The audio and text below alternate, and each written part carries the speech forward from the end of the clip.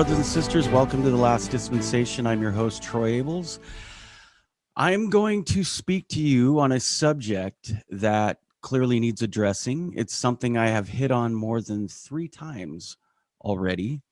It is rather something that we all do in the church, especially those who study the Latter-day Apostles and Prophets. What is that, you ask? It's taking opinions from talks or commentaries from the brethren and sisters and declaring it as though it were doctrine. I know that might not make sense to some, because don't we declare all talks from prophets and apostles doctrine? Not necessarily, no. Apostles and prophets have had their own opinions, even to the point of pointing them out as though they were doctrinal. Let me recap a little on what I have stated before in the past on what constitutes doctrine.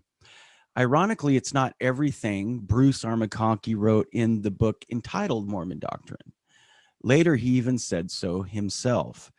He was asked right after the 1978 revelation to give all worthy males the priesthood, that in Mormon doctrine, he stated that black men would not receive the priesthood until the millennium. And then a reporter snidely asked him if this were the millennium. He said no. They then asked him, why then do they have the right to receive the priesthood now? He simply said, I was wrong. By the way, Elder McConkie was the biggest proponent of giving all worthy men the Melchizedek priesthood. He made the first and second drafts of the proclamation. Another example is the Seer, published by Orson Pratt, an apostle of Jesus Christ even. In 1865, a majority of the first presidency, the prophet at the time was Joseph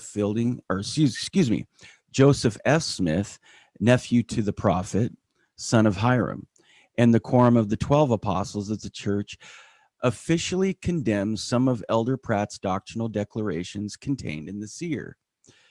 Quote, the Seer and other writings by Pratt contain doctrines we cannot sanction, and which we have felt impressed to disown, so that the saints who now live and may live hereafter may not be misled by our silence or be left to misinterpret it.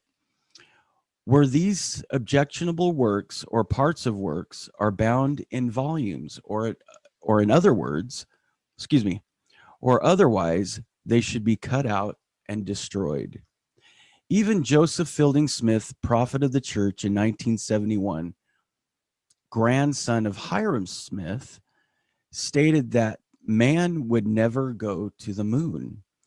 In the first edition of his work, Answers to Gospel Questions, published in 1957, Joseph Fielding Smith wrote, quote, the Savior that said that preceding his coming, there would be signs in heaven. No doubt there will be appearances of commotion among the heavenly bodies.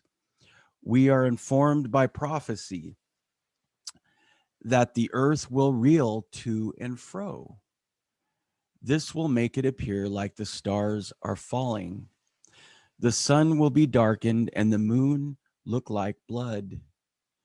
All of these wonders will take place before Christ comes. Naturally, the wonders in the heavens that man was created will be numbered among the signs which have been predicted. The airplanes, the guided missiles, the man-made planets that revolve around the earth. Keep it in mind, however, that such man-made planets belong to this earth, and it is doubtful that man will ever be permitted to make any instrument or ship to travel through space and visit the moon or any distant planet.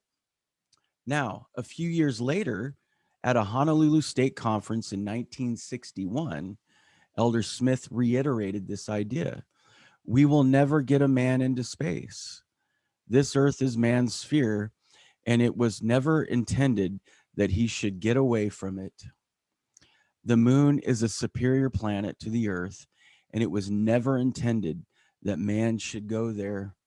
You can write it down in your books that this will never happen. Now, some people believe that we haven't been to the moon, but that's a whole other box of rocks, brothers and sisters. President Oaks recently stated in October 2019 conference, General Conference, the wise cautions of Elder D. Todd Christofferson and Neil L. Anderson in early General Conference messages are important to remember.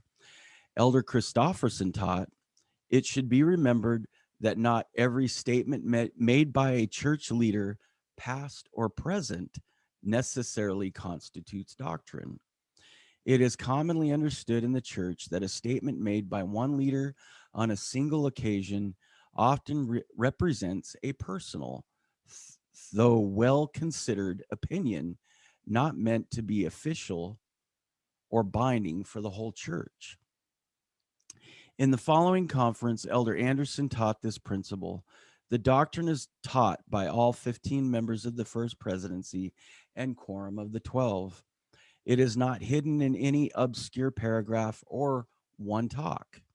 The family proclamation signed by all 15 prophets, seers, and revelators is a wonderful illustration of this principle.